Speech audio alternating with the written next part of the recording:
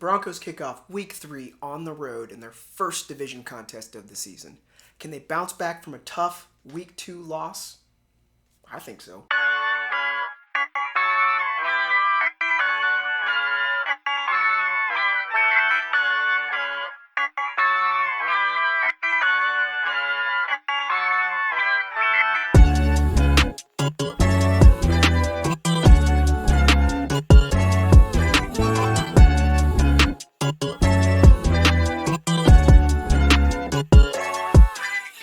What's up, Broncos country? My name is Brandon Gilchrist, and this week we're kicking off with talking about a Week 3 division matchup against the Los Angeles Chargers. We'll also cover what's going on in the word on the beat, so let's just get into it. Well, in this week's press conferences, Darren Rizzi and Sean Payton both fought for blame or credit, whichever way you want to call it, in the decision to try to block a 60-yard kick. Whether it was the mess up in alignment between where players were supposed to be, or just the decision overall to try to block a kick by a kicker who'd never kicked longer than 58 yards. Either way, the decision happened, the mistake happened, and the loss is in the books, and it's time to move on. Let's start with the word on the beat this week. This week, Carrie Walton-Penner was named to the Health and Safety Committee for the NFL during the NFL committee meetings this week in New York. Per Mike Kliss and Parker Gabriel, this is the 7th committee that the Walton-Penner Ownership Group has become part of since purchasing the Broncos. That is up there as some of the most active engagement and participation by an ownership group in the NFL. I love the fact that Carrie continues to focus on people and player health and safety. She, along with Damani Leach, president of the Denver Broncos, were the faces for the all-in, all-covered initiative of the Denver Broncos, where they supplied over 15,000 highly rated Rydell helmets to over 277 high schools across Colorado. That's amazing. Again, showing that commitment to player safety. You also saw right after purchasing the Broncos, the ownership group conducted a survey with players and staff to understand how to take player safety and health and wellness and training to the next level.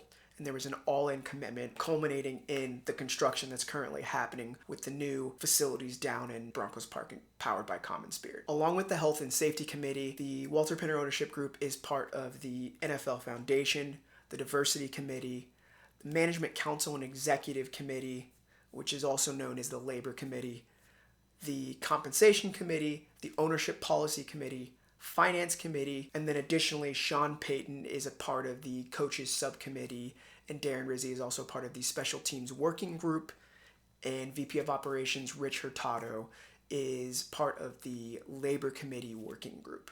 So you've got a lot of engagement from the Broncos owners and coaches and staff that are part of the Broncos organization that are really ingrained in all the inner workings of the NFL, which is really great to see. When Pat Bowlen was the owner of the Broncos, he was also very engaged and highly respected. And you can see that the Walton-Penner Ownership Group is becoming shining light when it comes to owners in the NFL. And that makes me proud. All right, let's talk about this matchup. Broncos come into Week 3 with a huge opportunity against the Chargers this week. They are playing at SoFi Stadium, which frankly is going to be half Broncos fans, if not more. It always is. Broncos country travels well. Well, the Chargers kicked off the NFL season this year with 3 division matchups, starting with the Chiefs, the Raiders this past Monday night, and now they have the Broncos. In some ways, this may be advantageous to the Broncos because we all know that division matchups are tougher contests than other regular season matchups. So that may be an advantage for the Broncos here. Contrary to normal Jim Harbaugh teams, this team seems to be leading with the pass. Even though they're still continuing to try to run the ball, they definitely are putting the ball in Justin Herbert's hands. I wouldn't expect any different in this contest. That doesn't mean they won't focus on running the ball, and believe me, last year's any proof, Jim Harbaugh is going to run the rock, and he's definitely going to try to get his drafted rookie Amarian Hampton to run the ball down the Broncos' throat. Quentin Johnston also seems to have found his stride. He's the leading receiver for the Chargers right now, along with having Keenan Allen back in the fold, which is always discouraging to see. Keenan Allen is also one of those players who's given the Broncos headaches in the past. Ladd McConkey has also started to emerge as one of those headaches for the Broncos when it comes to matchups. He did appear on the injury report, but I don't think that's really anything to take seriously. I think the Broncos are going to have to be on their P's and Q's when it comes to guarding Ladd McConkey despite being on the injury report. We're definitely going to have our hands full when it comes to the passing game. Now, the Chargers defense, they've been all over the field, intercepting Geno Smith 3 times in that Monday night contest. The Broncos really need to be aware of Derwin James, number 3 in that backfield. Though he's safety, he's basically kind of like the Chargers version of Talanoa Hufanga. He's everywhere. He's lined up back. He's lined up on the line. He's lined up in the nickel. He's lined up as a linebacker. He's all over the place. And he's very opportunistic with snagging the football. Bo Nix is going to have to be aware of where he is on the field at all times. They're going to be trying to intercept the ball when it comes to Bo Nix putting it in the air. So we can't take that defense lightly as well. They are a physical, punishing type of defense. So the Broncos are going to have to match that physicality. And that, thankfully, is something that this team has been building towards to begin with. Now let's talk about the Broncos. The offense, they are number 1 against pressure. So that should mean that Bo Nix is going to have time to distribute the football. J.K. Dobbins was one of those successful rushers last year against the Broncos, and now with being a part of the team, I think there's a little bit of amp, a little bit of juice for him heading into this contest.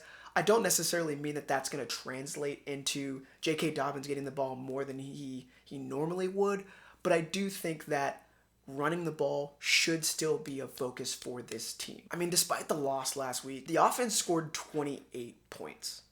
It's unfortunate that the defense couldn't get a stop. It's also unfortunate that our offense couldn't score after late in the third. Our defense also has an opportunity here to redeem themselves after last week's performance. It was clear our front 7, primarily our linebackers, really struggled against the passing offense of the Colts. Unfortunately, Alex Singleton and Justin Strnad seem to really get exposed here, and I know this is a frustrating pain point for Broncos country right now. We know that our linebackers are playing out of position, and frankly, we're just going to have to figure out if there's different people we need to put in place, or if this is an area where we just need to change and adjust to what we're doing. Listening to KOA this week, Alex Singleton is playing out of position. He is the green dot guy. We want Alex Singleton on the field, but Justin Strnad is really playing Alex Singleton's role, which is we want him going downhill versus going laterally. Right now, Vance Joseph is trying to adjust to what he has, the players that he has on the field. In normal circumstances, Alex Singleton would be going downhill. Dre Greenlaw would be covering the lateral parts of the field and going across. But that's just not what we have right now. We're going to have to adjust. We're going to have to figure out how to better cover running backs out of the backfield and tight ends and those crossing routes that have just been causing fits for us in our defense. Our defensive line, though they still gave Daniel Jones some pressure, love to see them get home this week. Nick Bonito is leading the NFL with 15 pressures. Want to see him get home this week. Would love to see the defensive line get home this week. They've got to knock Justin Herbert off of his spot. I think there's going to be some opportunity to do that. I'm excited to see our defense redeem itself in this contest. Let's get it done. Taking a look at the health reports for both teams, the Chargers started the year without their left tackle, Rashad Slater, and they had to move Joe Alt over to left tackle to protect Justin Herbert's blind side. That does mean Nick Bonito's still going to have his hands full, but I would bet on Nick Bonito to be able to get home on Justin Herbert, despite the fact that Joe Alt is over there at left tackle. As I mentioned previously, Ladd McConkey showed up on the health report, but again, fully expect him to play even though he didn't practice on Wednesday, fully expect him to play on Sunday.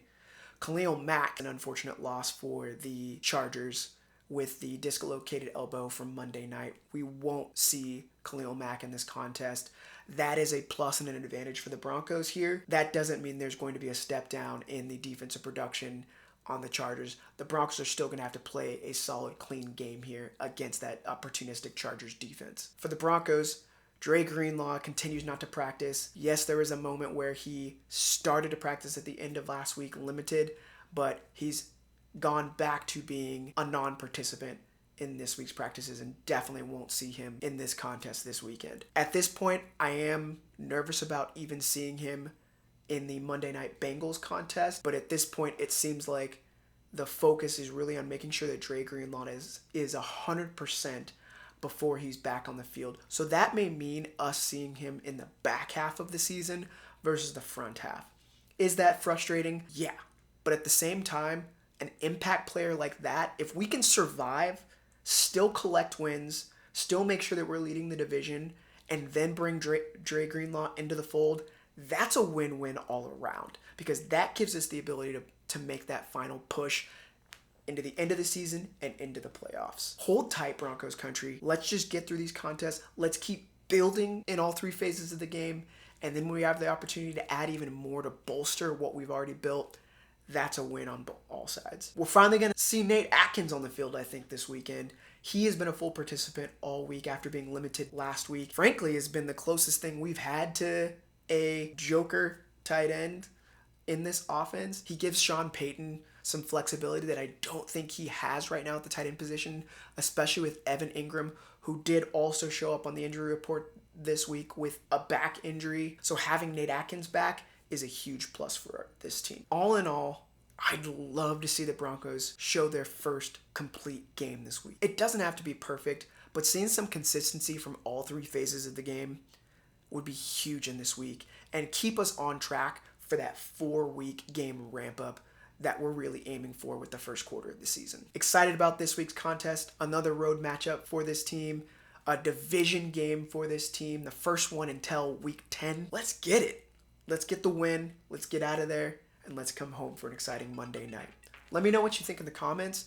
How are you feeling about this game? Do you think the Broncos are going to seal a win in this divisional matchup? As always, be kind, and I'll see you after the game.